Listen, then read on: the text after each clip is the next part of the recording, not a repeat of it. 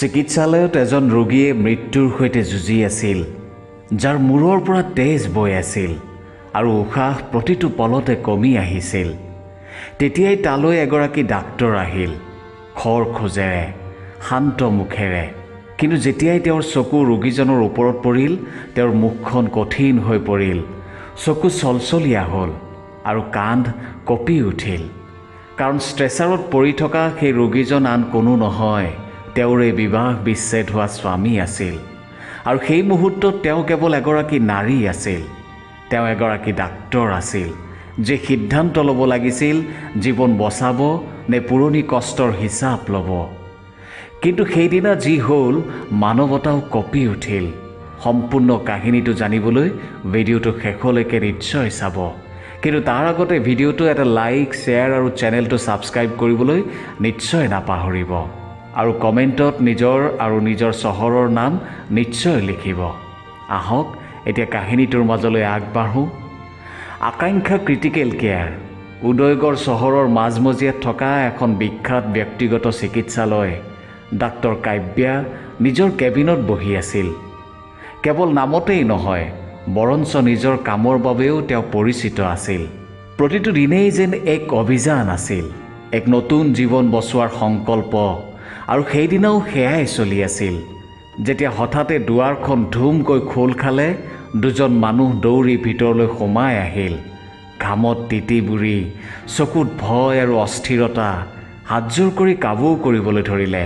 Doctor madam, মাথো এবাৰ সোনকালে আমাৰ ৰোগীজনক চাই দিয়ক। তেওঁ মৰি যাব, বহুত তেজ ওলাই গৈছে। অনুগ্ৰহ কৰি এবাৰ চকু দিয়ক। ডাক্তৰ কাব্যাই চাই থকা ফাইলটো বন্ধ কৰিলে আৰু একো নোকোৱাকৈ নিজৰ চকীৰ পৰা উঠি থিয় হ'ল। কিবা এটা আছিল সেই মাতবোৰত, এক ব্যাকুল সত্য যিয়ে তেওঁক টানি আনিছিল। যেতিয়াই তেওঁ জৰুৰীকালীন ৱাৰ্ডৰ ফালে ঘূৰিলে, সন্মুখৰ পৰা এজন ৰোগীক ষ্ট্ৰেচাৰত লৈ অনা হৈছিল। আৰু তেতিয়াই যেন সকলো ৰৈ গ'ল, যেন সময়ে এক ঠেলা মাৰিলে। বুকুৰ ধপধপনি ৰৈ গ'ল আৰু চকু তাতে স্থিৰ হৈ পৰিল। সেই মুখখন যাক তেওঁ জীৱনৰ পৰা উলিয়াই পেলাই দিছিল, সেইখন আছিল সমৰৰ মুখ। হয়, তেওঁৰে বিবাহ বিচ্ছেদ হোৱা স্বামী। মূৰৰ পৰা তেজ বৈ আছিল, এখন হাত ভাঁজ খাই আছিল আৰু মুখত যেন মৃত্যুৰ ছাঁ পৰিছিল। কাব্যাৰ চকুৰ পৰা চকুলো ওলাই আহিল, কিন্তু তেওঁ লগে লগে নিজকে চম্ভালি ল'লে। তেওঁ ডাক্তৰ আছিল, তেওঁ ভাঙি পৰিলেও কাকো দেখুৱাব নোৱাৰে। চকুলো মচি তেওঁ খৰধৰকৈ ক'লে, অক্সিজেন লগাওক, তেজৰ গ্ৰুপ মিলাই চাওক, যিমান পাৰি সোনকালে সকলো কৰক। এটোপাল তেজো আৰু ওলাব নালাগে, এই ৰোগীজনক বচাবই লাগিব। কৰ্মচাৰীসকলে বুজি পাইছিল যে বিষয়টো গুৰুতৰ। আৰু ডাক্তৰ কাব্যা এইবাৰ কেৱল ডাক্তৰ নহয়, আন কিবা এটাও। সকলোৱে নিজৰ নিজৰ কামত লাগি গ'ল। ICU সাজু কৰা হ'ল, বেজী, ঔষধ, যন্ত্ৰপাতি সকলো এক পলকতে গোটাই লোৱা হ'ল। আৰু কাব্যা মাথো একেথৰে চাই ৰ'ল সেই মুখখনলৈ, যি কেতিয়াবা তেওঁৰ নিজৰ জীৱনৰ অংশ আছিল, যিয়ে তেওঁক ভাঙি পেলাইছিল, কন্দুৱাইছিল, অকলশৰীয়া কৰিছিল। কিন্তু আজি সেইজন মানুহেই মৃত্যুৰ সৈতে যুঁজি আছিল। আৰু তেওঁৰ সন্মুখত থিয় হৈ আছিল এগৰাকী নাৰী, যিয়ে হাৰ মনা নাছিল। সেই সময়ত তেওঁ কেৱল এগৰাকী ডাক্তৰ নাছিল, এটা ভঙা সম্পৰ্ক আছিল, এগৰাকী আধৰুৱা মাতৃ আছিল, এগৰাকী শক্তিশালী কন্যা আছিল। আৰু এতিয়া প্ৰশ্নটো আছিল, তেওঁ কি কৰিব? সমৰ অচেতন হৈ আছিল। যন্ত্ৰৰ বিপ শব্দ, ঔষধৰ গোন্ধ আৰু ICUৰ সেই শীতল দেৱালৰ মাজত কেৱল এখন মুখেই প্ৰতিটো পলতে উপস্থিত আছিল, ডাক্তৰ কাব্যা। তেওঁ তালৈ প্ৰতি ঘণ্টাই আহিছিল, তাৰ ৰিপৰ্ট চাইছিল, কিন্তু একো কোৱা নাছিল। তেওঁৰ চকুত যি বেদনা আছিল, সেয়া শব্দতকৈ বহু ডাঙৰ আছিল। আৰু তাৰ পিছত তৃতীয় দিনা ৰাতিপুৱা সমৰৰ চকু লাহেকৈ মেল খালে। সমৰৰ চকুৰ পতাই কঁপি কঁপি পোহৰ দেখিলে। আৰু চিকিৎসালয়ৰ অস্পষ্ট ছালখনতকৈ বেছি তেওঁ সেই মুখখন বিচাৰিবলৈ ধৰিলে, যাক তেওঁ বছৰ বছৰ আগতে হেৰুৱাইছিল। যেতিয়া তেওঁৰ চকু কাব্যাৰ ওপৰত পৰিল, যি ICUৰ এক কোণত থিয় হৈ আছিল, তেওঁৰ চকুত আছিল সেই সাগৰ, যি কেতিয়াও নুশুকায়। তোমাৰ জ্ঞান ঘূৰি আহিছে, সেয়াই যথেষ্ট। মই কেনেকৈ ইয়াত? সমৰৰ মাতটো লাহে লাহে ওলাইছিল। ভঙা ভঙা যেন কোনোবা অতীতৰ বয়স আকৌ মনত পৰিছে। কাব্যা অলপ ওচৰ চাপি আহিল, কিন্তু তেতিয়াও এটা দূৰত্ব বৰ্তাই ৰাখিছিল। দুজন মানুহে তোমাক লৈ আহিছিল, পথ দুৰ্ঘটনা হৈছিল, মূৰৰ পৰা তোমাক তেজ ওলাইছিল, হাত ভাঙিছিল আৰু বুকুৰ ধপধপনি কমি গৈছিল। তোমাক সময়মতে অনা হ'ল, সেয়েহে বাচি গ'লা। সমৰৰ চকুৰ পৰা চকুলো বৈ আহিল। মই ভাঙি পৰিছিলোঁ, কিন্তু মই তোমাৰ লগত যি অত্যাচাৰ কৰিলোঁ সেয়া কোনো মানুহৰ লগত হ'ব নালাগিছিল। কাব্যা মনে মনে থাকিল, কোনো উত্তৰ নিদিলে। তাৰপিছত চকী এখন টানি ওচৰত বহিল আৰু প্ৰথমবাৰৰ বাবে সমৰৰ চকুত পোনপটীয়াকৈ চালে। জানা সমৰ, যেতিয়া কোনোবাই এটা সম্পৰ্কৰ পৰা ওলাই আহে তেতিয়া মানুহে সোধে কি হ'ল, কোনে এৰিলে, কিন্তু কোনেও নুসুধে যে কিমান ভাঙি পৰিলা। মই তোমাৰ লগত সম্পৰ্ক ভঙা নাছিলোঁ, মই মাথো সেই কষ্টৰ পৰা নিজকে আঁতৰাই আনিছিলোঁ। তোমাৰ মদ, তোমাৰ চিঞৰ বাখৰ আৰু তাৰপিছত সেই ৰাতি যেতিয়া তুমি মোৰ পেটত গোৰ মাৰিছিলা, মোৰ সন্তান যাক মই সপোনত দোলনা দিছিলোঁ তাক তুমি মোৰ পৰা কাঢ়ি লৈ গৈছিলা। সমৰে হুক হুকাই কান্দি উঠিল। মই সেই সময়ত একো বুজা নাছিলোঁ। মই উটি গৈছিলোঁ, নিচাই মোক অন্ধ কৰি দিছিল। কিন্তু আজি যেতিয়া জীৱন মোৰ উশাহৰ পৰা পিছলি গৈছিল তেতিয়া এখনেই মুখ আছিল যি মৃত্যুৰ সৈতে যুঁজি আছিল, আৰু সেয়া আছিল তুমি, মোৰ সেই কাব্যা। কাব্যাৰ চকু সেমেকি উঠিল, কিন্তু মুখখন তেতিয়াও শক্তিশালী হৈ আছিল। সমৰে কপা কপা চকুৰে কাব্যাৰ সেন্দুৰৰ ফালে চালে। তাৰপিছত সুধিলে, তুমি আকৌ বিয়া পাতিলা নেকি? কাব্যাই পাতল হাঁহিৰে মূৰ জোকাৰিলে। নাই, যেতিয়া এজনে লগ নিদিলে আনজনে কিয় দিব? সেন্দুৰ এতিয়াও সেয়াই আছে যি তুমি কেতিয়াবাই লগাই দিছিলা। কিন্তু সুযোগ পালে মই নিজকে প্ৰমাণ কৰিব খোজোঁ, তোমাৰ বিশ্বাস জিনিব খোজোঁ। মই মাথো বিচাৰোঁ যে তুমি আকৌ মোৰ জীৱনলৈ ঘূৰি আহা। যদি নাহাও তেন্তে মাথো এবাৰ ক্ষমা কৰি দিয়া, যাতে মই শান্তিৰে মৰিব পাৰোঁ, সমৰে ক'লে। কাব্যাই এক গভীৰ উশাহ ল'লে। তুমি এতিয়া নমৰা সমৰ, আৰু মই তোমাক মৰিবলৈ নিদিওঁ। কিন্তু ক্ষমা কৰা, এই শব্দটো ইমান সৰু যে মোৰ কষ্টক চুবও নোৱাৰে। এতিয়া মাথো এটা কাম কৰা, 15 দিন এই চিকিৎসালয়ত থাকা, সুস্থ হোৱা আৰু তাৰপিছত ভাবা কেনেকৈ জীয়াই থাকিব লাগে। মৰাটো বহুত সহজ। সমৰৰ চকুত আশাৰ এক ক্ষীণ পোহৰ দেখা গ'ল। ডাক্তৰ কাব্যা প্ৰতিদিনে তাৰ কোঠালৈ আহিছিল, ৰিপৰ্ট চাইছিল, ঔষধ পৰীক্ষা কৰিছিল। কিন্তু তেওঁ এতিয়া কেৱল এগৰাকী ডাক্তৰৰ দৰে নহয়, বৰঞ্চ এক পুৰণি চিনাকি বজাই ৰখাৰ চেষ্টা কৰিছিল, যি তেওঁলোকে বছৰ বছৰ আগতে হেৰুৱাইছিল।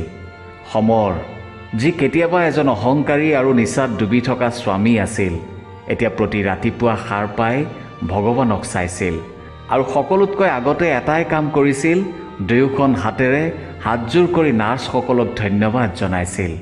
ধন্যবাদ বাইদেউ। যি মানুহে কেতিয়াবা নিজৰ পত্নীক অপমান কৰিছিল আজি সকলোকে ধন্যবাদ জনাবলৈ শিকিছে।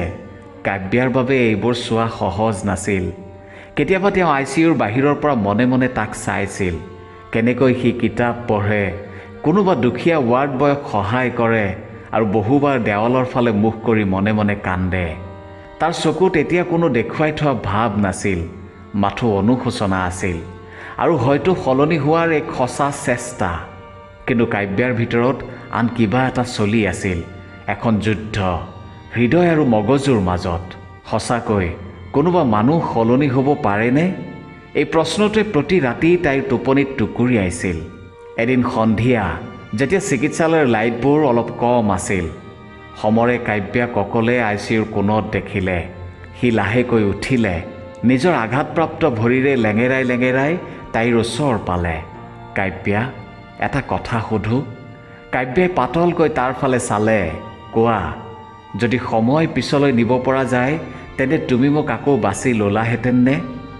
কাব্যা মনে মনে ৰ'ল। তাই কিছু সময় ভাবিলে, তাৰপিছত ক'লে, যদি সময় পিছলৈ গ'লহেঁতেন তেন্তে হয়তো মই তোমাক সলনি কৰাৰ চেষ্টাই নকৰিলোহেঁতেন। মই মাথো নিজকে বচাই ল'লোহেঁতেন। সমৰে হাঁহিলে, কিন্তু সেই হাঁহিটো ভিতৰি ভিতৰি ভঙা আছিল। তুমি ঠিকেই কৈছা, মোক সলনি কৰাটো তোমাৰ কাম নাছিল, সেয়া মোৰ কাম আছিল। কিন্তু এতিয়া যদি মই নিজে সলনি হ'ব খোজোঁ তেন্তে কিবা আশা আছেনে? কাব্যাৰ চকু ভৰি পৰিল। আশা সদায় থাকে সমৰ, কিন্তু বিশ্বাস সেয়া এবাৰ ভাঙিলে তাৰ মেৰামতি সহজ নহয়। তুমি কৰা ভুলৰ ক্ষমা কেৱল শব্দৰে নহ'ব, তুমি প্ৰতিদিনে সলনি হৈ দেখুৱাব লাগিব, নিজৰ লগত যুঁজিব লাগিব। আৰু ময়ো মোৰ সেই কাব্যাক ঘূৰাই আনিব লাগিব, যাক তুমি কেতিয়াবা ভাঙি পেলাইছিলা। সমৰে মূৰ দোৱালে। মই সাজু। যদি তুমি কোৱা, তেন্তে ইয়াত তোমাৰ এই চহৰত তোমাৰ চিকিৎসালয়ৰ ওচৰতে ভাড়াত এটা কোঠা লৈ তোমাৰ সন্মুখত নিজকে প্ৰমাণ কৰিম। সমৰ এতিয়া প্ৰায় সম্পূৰ্ণৰূপে সুস্থ হৈ উঠিছিল। শৰীৰৰ ঘাঁবোৰ শুকাইছিল, কিন্তু তাৰ আত্মাত যি ভাঙোন আছিল সেয়া পূৰাবলৈ হয়তো বহু জনম লাগিব। চিকিৎসালয়ৰ সেইটোৱেই শেষ ৰাতিপুৱা আছিল, যেতিয়া সমৰে ডিছচাৰ্জ পেপাৰ হাতত লৈ চিকিৎসালয়ৰ গেলেৰীত থিয় হৈ আছিল। কান্ধত এটা সৰু বেগ ওলমি আছিল আৰু চকু দুটাই একেৰাহে সেই দুৱাৰখনলৈ চাই আছিল, যিখনৰ পৰা প্ৰতি ৰাতিপুৱা ডাক্তৰ কাব্যা আহিছিল। সেই সময়তে কাব্যা আহিল। সমৰে হাতযোৰ কৰি ক'লে, আপুনি মোৰ জীৱন বচালে, কিন্তু তাতোকৈ ডাঙৰ কথাটো হ'ল যে আপুনি মোক মোৰ ভুলৰ সৈতে চিনাকি কৰাই দিলে।